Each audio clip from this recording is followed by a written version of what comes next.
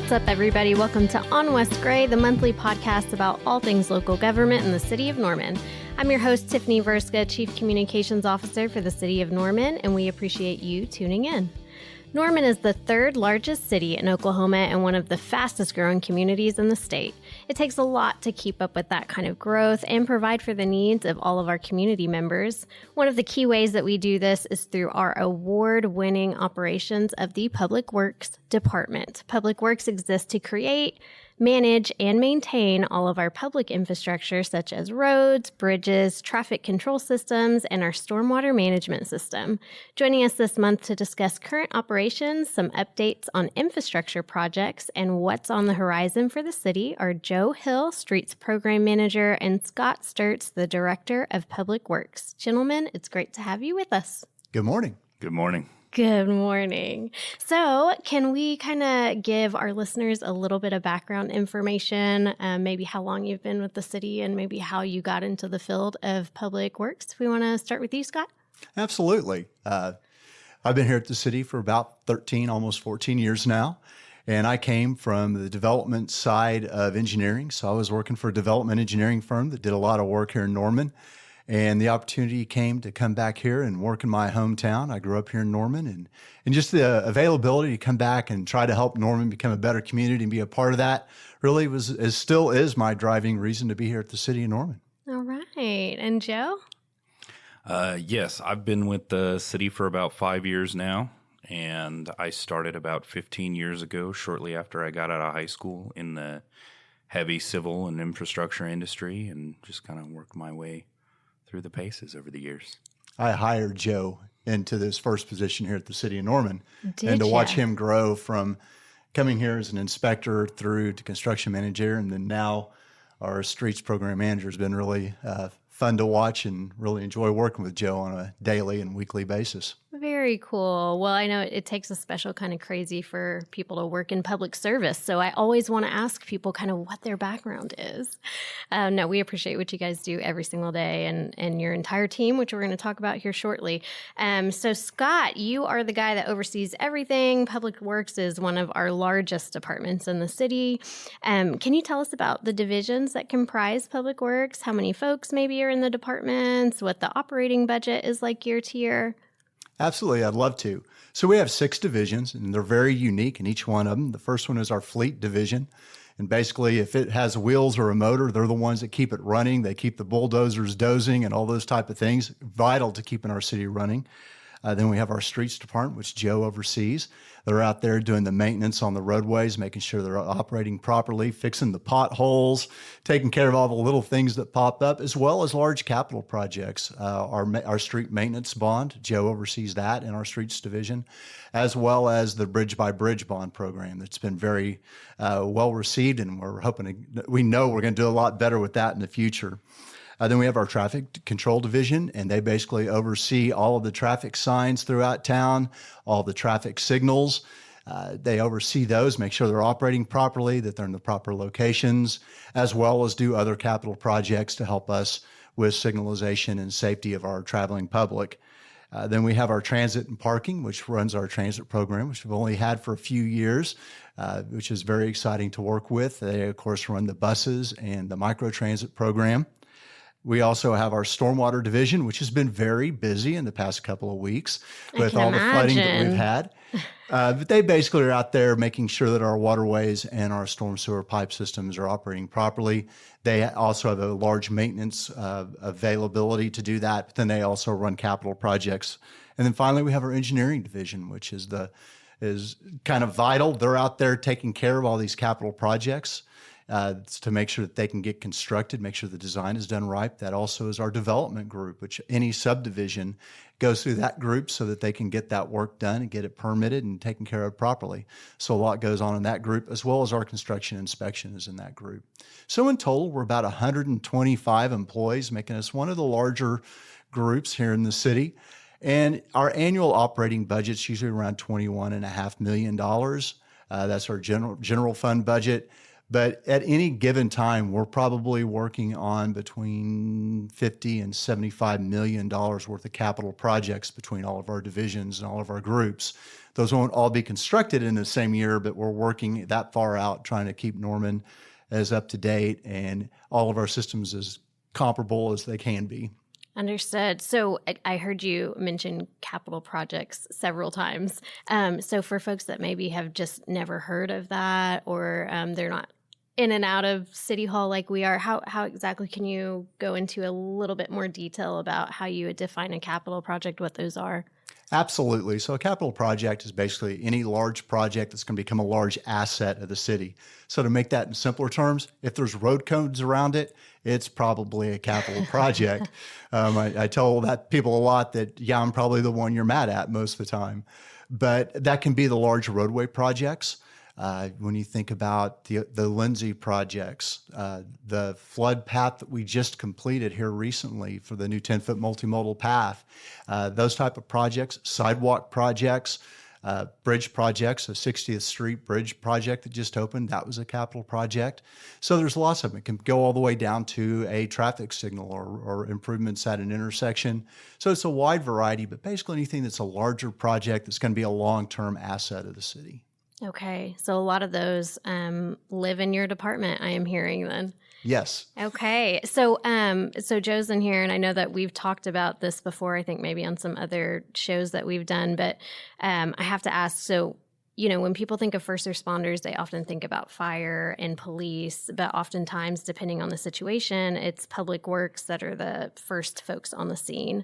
They make sure that, like, the road is cleared or safe for others to get to a certain situation, for example. So can you all share a little bit about the role of public works when it comes to dealing with natural disasters or other crises? Yes. So our group manages the disaster debris management plan for the city. We're typically the ones that will carry the torch when the chaos and the dust settles to get things cleaned up. We have spent the last couple of years working very closely with our partners in police and fire as well to train for the initial response and the management of these incidents when they may occur. Our guys go out and they do everything from stormwater clearing inlets and clearing debris to just keep the water flowing while it's happening in a flood, to clearing roadway of tornado debris and making sure that it's clear for first responders to get through, for instance, for an urban search and rescue situation, or just getting from point A to point B as we start to recover from a disaster. So we are very much a part of that first response. We support during fire situations, flooding, high wind events, tornadoes, and then we also perform the snow and ice removal. And you guys are very popular during snow and ice removal.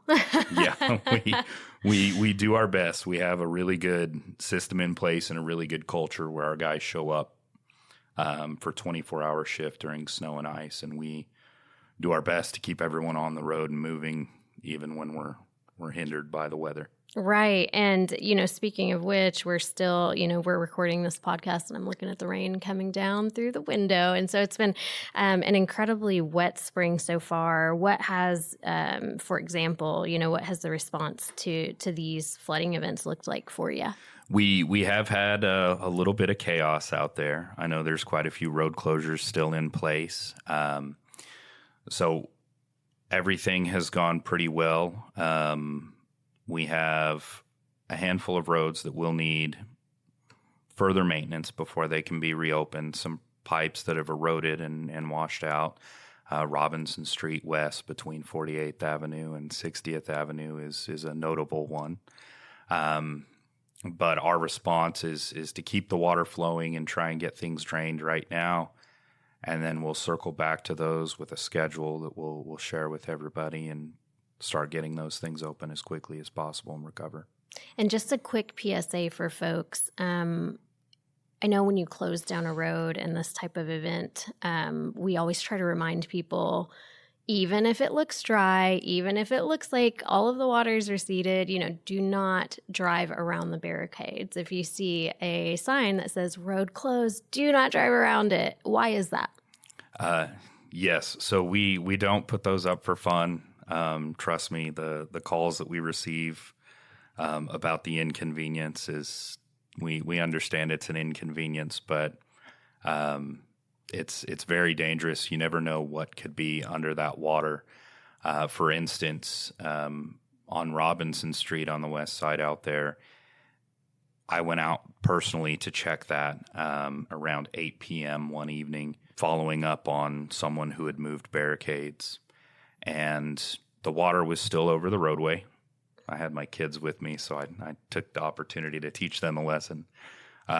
We walked up, within a reasonable distance, and at about 10 foot away, you could not see the hole under 2 inches of water. You could just see some slight ripple effects. You really had to get up close to it to see, and it was about a 6 foot deep void. Mm-hmm. So it's just so important that people pay attention to our signs, plan extra time when we have poor weather to get around, knowing that we are in Oklahoma. Oklahoma is pretty notorious for flooding across the state, not just Norman, and better safe than sorry.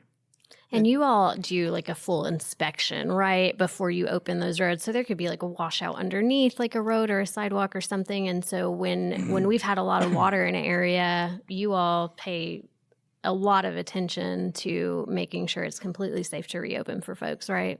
Absolutely. So we will go out and we will do a damage assessment after the fact. Some of the road locations closed today. We're simply just trying to let that water recede enough so we can guarantee that the pipes that drain under that roadway are clear, that they haven't collapsed, or that the edge of roadway hasn't eroded to a point that could create a hazard for people. So we do an extensive inspection of all the roads. We also go back out and inspect our major bridges that we've seen have high water or debris build up on them. And then if we need to, we will bring in a third party from the state to inspect those bridges more thoroughly if we have concerns. If not, we'll get things reopened as quickly as we can for people. But we definitely make sure it's safe before we reopen. Yes, so there's stuff you can't always see, right? So Norman is a really big city geographically. How many miles of roads do we have to maintain here in the city? So we have nearly 800 miles of road that we're responsible for maintaining citywide. Nearly 90 bridges now. I know a few years ago we were talking and those bridge numbers were around 80. As we bring new systems online, whether it be a new development or record keeping, the eastern half of Norman was adopted into the city. Don't quote me, I'm not a historian, but many, many moons ago. And the standards for bridges have changed over the years through the FHWA. The requirements of what is considered a bridge has changed. And so we've added to that list as well. So nearly 800 miles of roadway and over 90 bridges that we're responsible for maintaining. And all of our city roads are all paved, is that right? Correct. We have That's about pretty 1/2 cool. mile of gravel in the city. That's not incredibly common, I think, for a city this size and in rural America. And so I think that's kind of cool. It's a fun fact I learned when I came here. So I was going to ask you, because we get a lot of questions from the public. I think I saw a chart once that kind of illustrated the conditions that are needed to work on road projects. So to lay asphalt in between certain temperatures outside, monitoring for moisture, all of these things. Can you speak to the conditions that are needed when we're doing these major projects, what weather days are, and how they're factored into project contracts? Yeah, so there are a lot of factors that go into that, both with concrete or asphalt. You want to make sure the conditions are right because you don't want to have something that fails at a later time. The asphalt, you got to be about 40 degrees and the temperature rising. So you don't want it cooling off because you can't get enough time to get the compaction on it that you need if you don't have the right temperature parameters out there. The other thing that people don't realize is the paint systems that we use to do the striping have the same type of constraints on them, that we got to make sure that we're doing those in the right temperature or they won't stick and adhere properly. Concrete, you want to make sure that it's not going to rain on top of it. We don't want it to look like raindrops everywhere. We want to have nice, pretty concrete when we're done. but it also needs to be, they do a lot of testing for it, but they place it to make sure that the temperature's at the right, that the actual concrete's at the right temperature, but also that it's the right thickness so it does what we need it to do. So that's where our construction inspection group is out there on those projects checking it. A lot of times for some of our bigger capital projects, like the large ones, they have an outside inspector that's actually there doing all that so that we can make sure that's all watched properly. So that's kind of how we do a lot of that to make sure that we get it all taken care of properly. And weather days, today's a weather day. They can't work. But what people don't realize is that it's not always just the day that the weather's occurring. It's going to take 2, maybe 3 days for this to dry out, enough for them to be able to get back in there if they're dealing with dirt. Now, if it's an asphalt road and they got a first layer of asphalt, they may be able to come in quicker, but they've got to get all that moisture out of there. You don't want to be laying that asphalt on top of wet conditions, because it just isn't going to work as well. So weather days are hard to count, but there is actually, we turn to our partners at the Department of Transportation who actually track weather days, and we apply those to our contracts. So a contract may be 180 days, but in that time frame, there may be 20, 30 weather days, and we have to add that onto the end to be fair to the contractor. We can't expect the contractor to make that time up because it's not at their fault. Mm-hmm. So that's how we utilize weather days in our contracting. I know we get a lot of comments about that of, you're over time, and we respond back with no, because of weather days, we're actually within our contractual time frame. And so that's how we utilize those in the construction side of our business. So you all in Public Works, you're quasi weather people, I say, because it also when you're treating like snow and ice, you're like totally tuned into the forecast and paying attention to what the National Weather Service is pushing out and joining in on their webinars. I think I've seen you in on a couple, Joe. Yes, I'm a bit of a weather hound with my position. So every morning, every afternoon, we review weather. It's included in our biweekly meetings that we have with the Streets project group. Just talking about our outlook and trying to plan as best we can for Mother Nature. Right. And to expand a little on how Scott was describing our flow of work, there are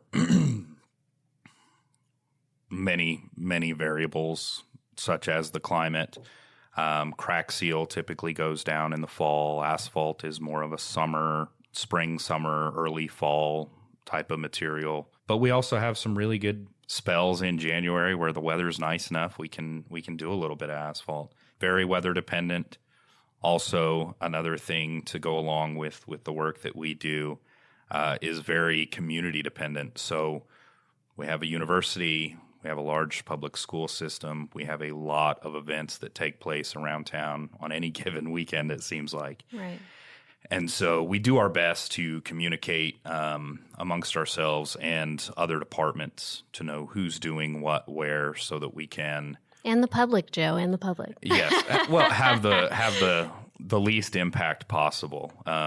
We know construction's inconvenient. We live in such a convenient world now with everything. You can point, click, groceries are delivered, but it's just not like that for what we do.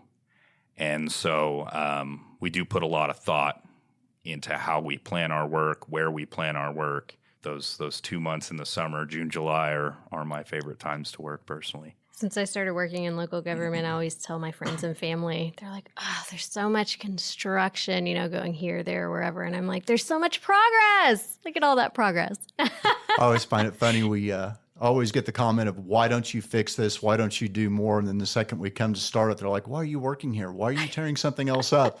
So we're kind of stuck in the middle here. We want to make it great, but then we always catch a little bit of flack for doing it. So yeah, absolutely. I totally get that. And I know, we're always working as fast as we can to try to limit those inconveniences for folks. But, with that being said, we recently passed in 2023 our first ever bridge bond maintenance program. So thank you, Norman. Thank you for everybody that voted yes on that. We completed the first bridge replacement, I believe, on Northeast 60th.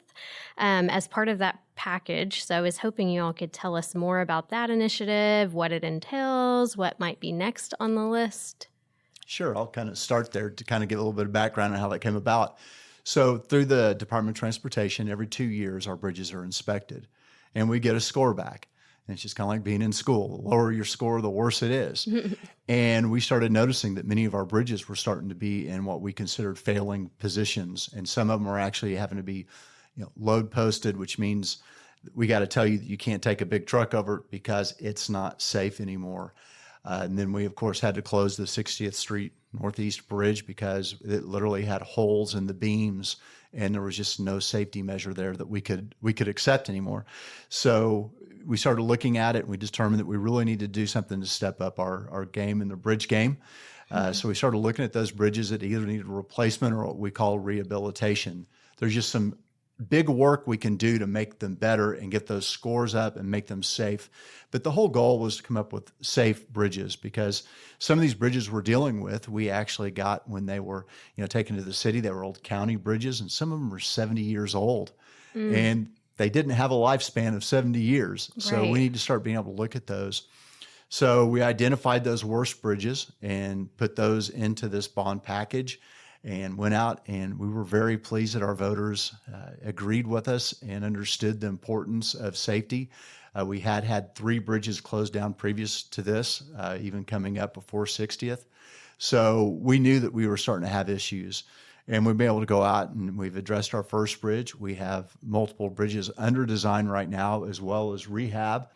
The biggest bridge will be the Porter Bridge between Franklin and Tecumseh that goes over the Little River. That has been flooded here recently. I've seen it as deep as 2 feet, but we're going to raise that whole area up out of the floodplain. The bridge, it's going to be a long bridge, and it's going to be the largest bridge structure in the entire process. And we actually have some funding coming from the Absentee Shawnee tribe for that, about $13 million in funding from them. So that's going to help us a long ways. And then utilizing that money, we'll reinvest it back into the bond program so that we can even go do more bridges and continue working on those bridges. Right. So it's very exciting. It's a great program. I think that we're maybe one of very few around who have been able to do something like this, and it makes us a really great community for that.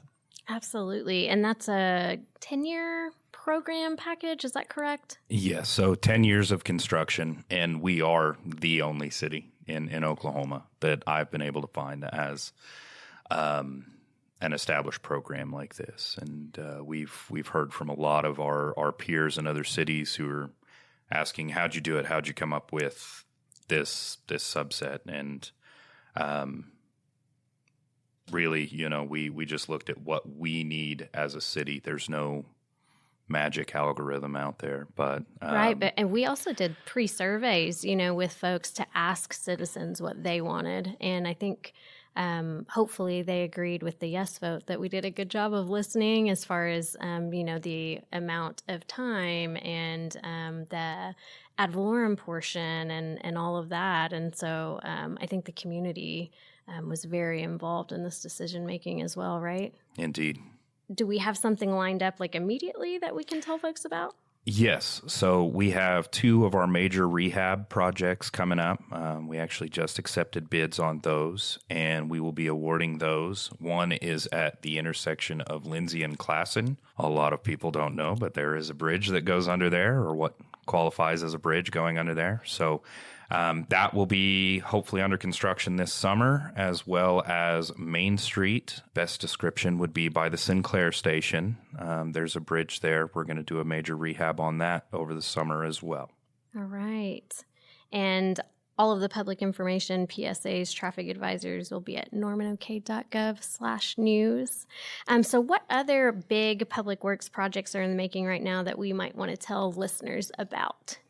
We've got lots of things in the works. Of course, we're still working on our 2019 bond program, as well as trying to wrap up 36 Northwest in our 2012 bond program. I'd say that's our biggest project. We're seeking the federal funds to be able to complete that project. If there's a federal funding option, we are looking at it. We're doing everything we can to get that going. Kind of the next up projects on our 2019 bond, of course, Jenkins is going on right now from Imhoff to Lindsay Street. Great project. Very excited about that one. A lot of cooperation with the university on that. And then the next round is kind of the 36 southeast from Highway 9 to Cedar Lane. And then Cedar Lane, basically from where it ends at the 4-lane to 36. Kind of complete that out because we've seen a large increase in traffic there with the commercial that's gone in there on Highway 77 or Classen, whichever you prefer to call it. And so it's going to be a very important corridor for us to get improved, as well as that intersection at Cedar Lane and 36, which is really down in a hole. We're going to be lifting that up by almost 20 feet to make it safer. It's going to be a very large project, but that's going to be a very exciting project. We do have a grant application in for that one. We're waiting to hear on that. Then 24th Northeast from Rock Creek up to Tecumseh is the next one that we're looking at, as well as 48th Northwest from Robinson to Tecumseh, or to Rock Creek, Robinson to Rock Creek. The whole project goes all the way to Tecumseh, but we're just doing phase 1 right now. So we have a lot of things in the works, as well as the bridge program that we've been talking about. But outside that, we still have our regular street maintenance bond that we're out there working on all the time. That deals more with our neighborhood streets. Mm-hmm. So we'll be putting that out soon and seeing work started here in the late summer on those. And so those will be in your neighborhoods. While they don't seem like big projects, they are when it's right in front of your house or impacting you. So we have that going on also. Imhoff Creek from Imhoff Road basically to Highway 9, not quite to Highway 9. That project has been bid. We're trying to work out, make sure we have the funding in place to complete that one too. So a lot of work coming up. The expansion of the trail along Highway 9. We've got that going another mile out. So lots of work, lots of exciting things, making Norman, just changing it and making it better for future. Right. And when we talk about the future too, we're nearing the expected adoption of our AIM Norman master plans. And there's a couple that are specific to public works. I think the stormwater master plan update, transportation plan. And so I think, again, talking about involving the community and how everything's community driven. That's been an 18-month plus process, completely led by steering committee members, representation from each ward alongside staff and consultants. So how excited are you to get that over the finish line soon? Scott? I think it's going to be great to get that in place. I'm really excited about some of the changes we're making in both those plans. One of the items that kind of has really come out of it is we have reestablished how we're scoring those projects. We can give them a priority ranking to make sure that what we're working on is the most important to the community. And those citizen members, especially on the Stormwater Committee, really worked very hard to come up with a scoring system that they thought represented the needs of Norman. It has changed the scoring of some of our projects. So it's kind of interesting. We're having to kind of look at our focus a little different. Mm-hmm. But being able to have that and being able to, when we get a new stormwater project, being able to score that and put it in to make sure that we really are addressing the needs of our community in order or as we are available to do that. And then kind of the same thing happened in the transportation. And one of the things I thought was really neat is there's a lot of people understand and like roundabouts, but we didn't have a real way to determine if it was a good location or fit for roundabout. And our consultants that were working on that plan, Garver, helped us come up with a criteria that we could look at so we could say, yes, this is a good fit or it isn't a good fit, so that we could use that in a way that we can positively check, is this going to work before we put it in? So just a lot of great work, a lot of hard work from our citizens, and really appreciate their effort level and what they put into it. But having these updated plans is really going to help us moving forward. Well, it looks like we have a lot to look forward to, a lot on the horizon. Thank you guys so much for coming in. Is there anything more that you would like to share with our listeners? I think that I just want the citizens of Norman to understand that the Public Works is here. We understand we serve you, and we want to do that. And we're here. We want to hear from you if you've got concerns. Every Action Center call that comes in is addressed. I'm shocked. I will see one and I'll call over to Joe and say, hey, Joe, did you see this one about the pothole? And he goes, yeah, we filled it already. And I'm like, oh, okay. So, we try to be really responsive. We try to really work closely with our citizens, and we recognize that they're the reason that we're here. And you just reach out to us. Let us know if you have concerns or things that we need to address. Absolutely. And you can find contact information for all of our departments and divisions at normanok.gov. Thank you so much, Scott and Joe, for being with us. Thank you. Thank you.